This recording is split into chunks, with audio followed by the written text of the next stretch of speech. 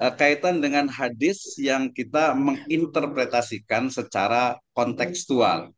The problem, masalahnya itu adalah bagaimana ketika seseorang menafsirkan ya atau memahami matan dari sebuah hadis dengan pendekatan sains. Misalnya peristiwa tentang Isra Mi'raj misalnya. Mi'rajnya, terutama Isra dan Mi'rajnya. Kemudian juga peristiwa-peristiwa yang memang terkadang itu di luar nalar manusia dan itu baru bisa kita temukan di era teknologi sekarang ini.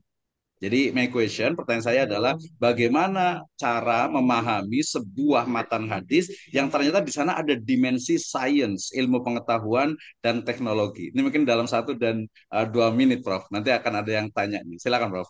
Ya, sama. Okey, baik, terima kasih kepada Dr. Misno untuk soalan kedua. Bagaimana untuk kita menggabungkan antara hadis dan juga sains, kan? Hadis dan Mhm. sains yang terkaitan dengan yang paling contoh yang paling rapat adalah berkaitan dengan peristiwa Mi'raj, iaitu Mhm. contoh yang paling mudah untuk kita faham tentang peristiwa Mi'raj itu. Sebenarnya apa sahaja pemikiran-pemikiran, sama ada dia sains ataupun dia sama ada dia logik akal ataupun dia geografi dan berbagai cabang, dia tidak boleh menyalahi hadis. Nabi bagi tahu sesuatu perkara, Nabi bagi tahu sesuatu perkara, Nabi bagi sesuatu perkara, perkara tersebut antara perkara yang boleh menentukan kesesuaian sesebuah matan hadis itu adalah dia tidak bercanggah satu dengan sains, dia tidak bercanggah satu dengan akal fikiran kita. Kalau kita fikir hadis itu Nabi bagi tahu, sains berkata, kalaulah kita bagi tahu contohnya satu hadis itu dia agak berbeza atau dia agak tak masuk akal ataupun dia agak tak logik, maka dia pertanda kepada hadis itu adalah hadis yang palsu. Contoh yang saya bagi tahu pada perbentangan tadi berkenaan dengan hadis yang diriwayatkan di dalam Muslim itu.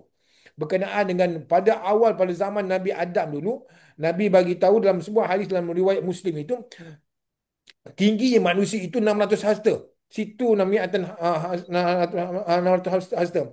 Tapi kajian sains bagi tahu, kajian sains bagi tahu ada dia tak masuk akal. Ha, dia tak masuk akal boleh manusia tinggi setinggi itu.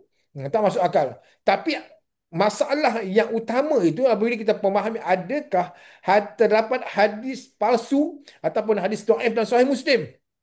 Adakah gitu? Sebab dia bertentangan dengan akal. So, pemikiran itu berlaku.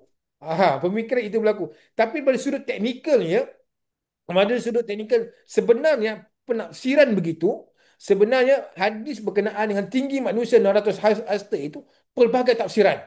Pelbagai tafsiran daripada para ulama, bukanlah ulama yang tak mutabar, ulama mutabar. Ada sebahagian yang kata ada masalah pada periwayatan, ada masalah tafsir yang lain, ada masalah gitu gitu yang ini. Itu sudut teknikal yang mendalam tentang hadis. Saya juga mengajar tentang hal itu pada semester yang lepas tentang hal itu, dan diskusi yang sangat sehat di kalangan para pelajar tentang perkara itu, tentang nak tahu tentang hal itu.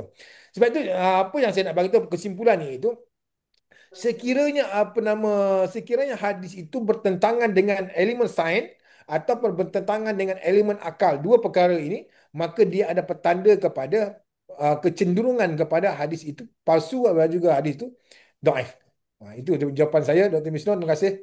Oke, terima kasih dokter. Luar biasa sekali ya. Jadi perlu kajian lebih mendalam. Tadi menarik memang Ya. ya. Kalau hadis kemudian dengan sains, dengan ilmu pengetahuan, belum lagi teori tentang the flat earth ya, bumi yang bulat ini atau persegi flat gitu ya. Oke, ada yang bertanya nih.